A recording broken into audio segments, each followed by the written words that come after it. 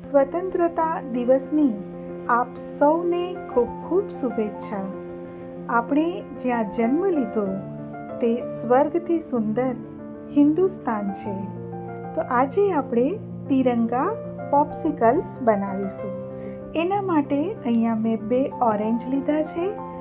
એને મેં છાલ કાઢી અને આ જ્યુસરમાં જ્યુસ કાઢવા માટે નાખી દીધા છે.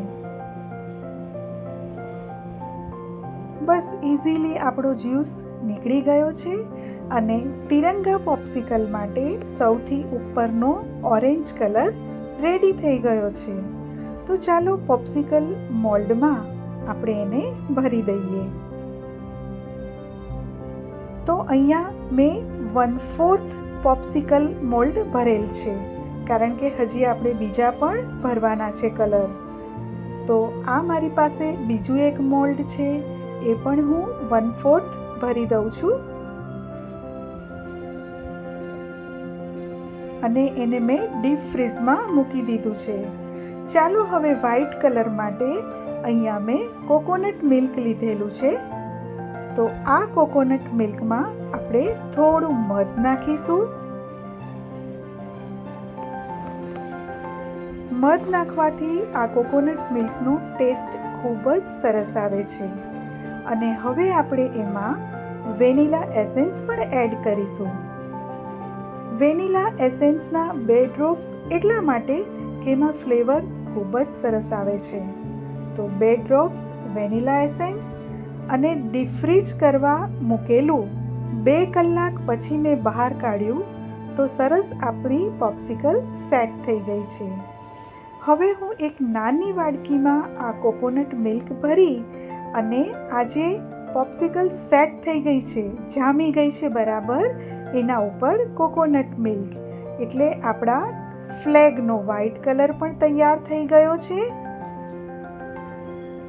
આ બીજા મોલ્ડમાં પણ હું કોકોનટ મિલ્ક એડ કરી દઉં છું અને આ રીતે હું બીજા મોલ્ડ પણ તૈયાર કરી દઈશ. જુઓ, આ પણ ઓરેન્જ કલર સરસ સેટ થઈ ગયો છે મોલ્ડમાં. તો એમાં પણ મેં આ કોકોનટ મિલ્ક એડ કરી દીધું છે અને હવે આને હું ડીપ ફ્રીઝમાં 2 કલાક માટે મૂકી રાખીશ. હવે ગ્રીન કલર માટે મેં કીવી લીધા છે. તો એને પણ મેં છાલ ઉતારી અને સ્લાઈસ કરી લીધી છે અને એને હવે આપણે મિક્સર જારમાં નાખી અને એનો પણ જ્યુસ તૈયાર કરી લઈશું. હવે એમાં આપણે મધ એડ કરીશું. 2 ટેબલસ્પૂન જેટલું મધ એડ કરી દઈશું.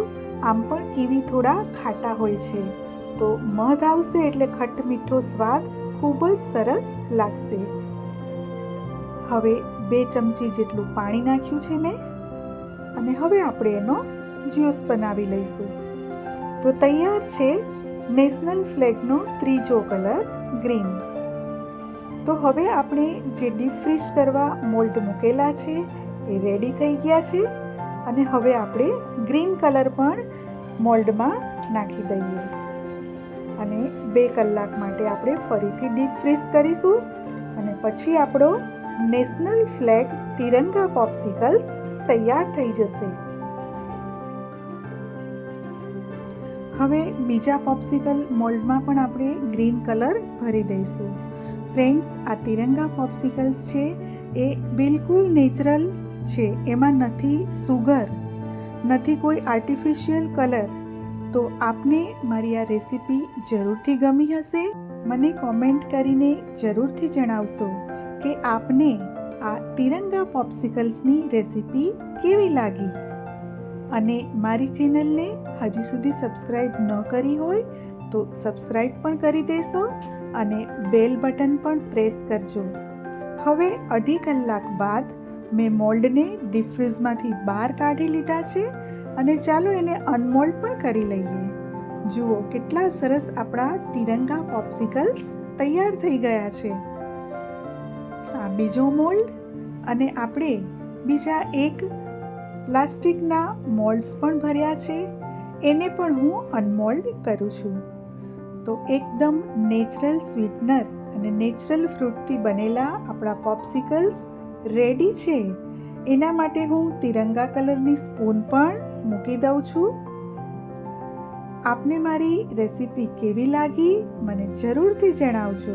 Thanks for watching.